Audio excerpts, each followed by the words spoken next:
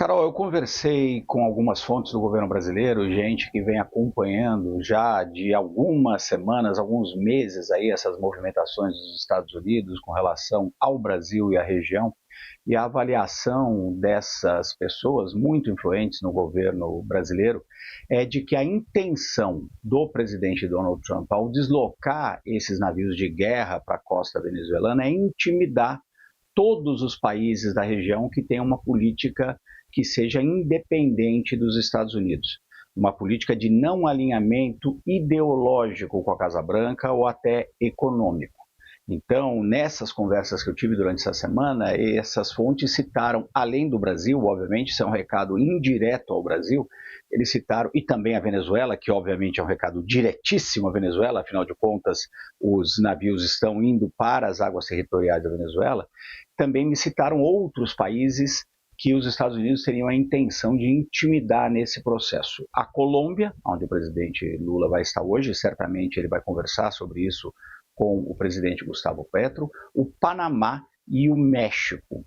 Esses países, com exceção do Panamá, todos têm governo de esquerda que tem posições bastante independentes em relação ao governo do presidente Donald Trump. O Brasil, por exemplo, está enfrentando essa tentativa aí do presidente Trump de influenciar a democracia brasileira e atacar a soberania do país. Mas a Colômbia, por exemplo, tem um presidente de esquerda muito vocal, o Gustavo Petro, que já reclamou, por exemplo, do tratamento dos Estados Unidos com relação àqueles imigrantes que não têm os documentos para ficar nos Estados Unidos e que foram deportados daquela maneira violenta logo no início do mandato do presidente Trump. O Petro bateu de frente com o Trump, acabou recuando depois, mas mantém uma retórica muito independente em relação à Casa Branca. Colômbia também, obviamente, é um dos principais produtores, o principal produtor de algumas drogas, como, por exemplo, a cocaína. Então, Estados Unidos também chegaram a ameaçar já, inclusive bombardear os cartéis que operam na Colômbia, no México. O México é um outro país que estaria nessa lista, segundo a avaliação dessas fontes do governo brasileiro, porque tem uma presidente, a Cláudia Sheinbaum, de esquerda, bastante independente também em relação à Casa Branca, e que hoje está sendo aí acusada pelo presidente Donald Trump de não fazer o suficiente para impedir a entrada de imigrantes no território americano ou do fentanil, aquela nova droga que está causando um grande problema de saúde nos Estados Unidos. Isso apesar da própria incapacidade do governo americano de conseguir controlar suas próprias fronteiras, terceirizando sempre o problema para os outros. Claro que os cartéis mexicanos são muito potentes, muito poderosos, muito responsáveis por isso, mas a responsabilidade tem que ser dos dois lados de controlar essa fronteira. O presidente Donald Trump já ameaçou, inclusive, atacar também esses cartéis no México de forma militar.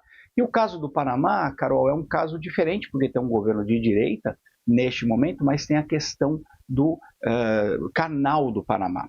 Os americanos temem, por exemplo, a grande influência da China naquela região. Então, ao deslocar esses contratorpedeiros para as águas venezuelanas, os Estados Unidos estão dando um sinal de intimidação a todos esses países. Essa é a avaliação dessas fontes que eu conversei. E só para concluir, qual é a principal fonte dessa política, Carol? Além, obviamente, do próprio presidente Donald Trump, o Marco Rubio, que é o secretário de Estado norte-americano e que sempre teve uma posição muito estridente, muito anti-governos de esquerda, até por conta de uma questão familiar. Ele vem de uma família de cubanos que fugiram de Cuba antes da Revolução e sempre odiaram a Revolução Cubana e a ditadura do Fidel Castro. Então, o Marco Rubio tem muitas digitais nessa política aí, segundo essas avaliações que eu colhi. Carol.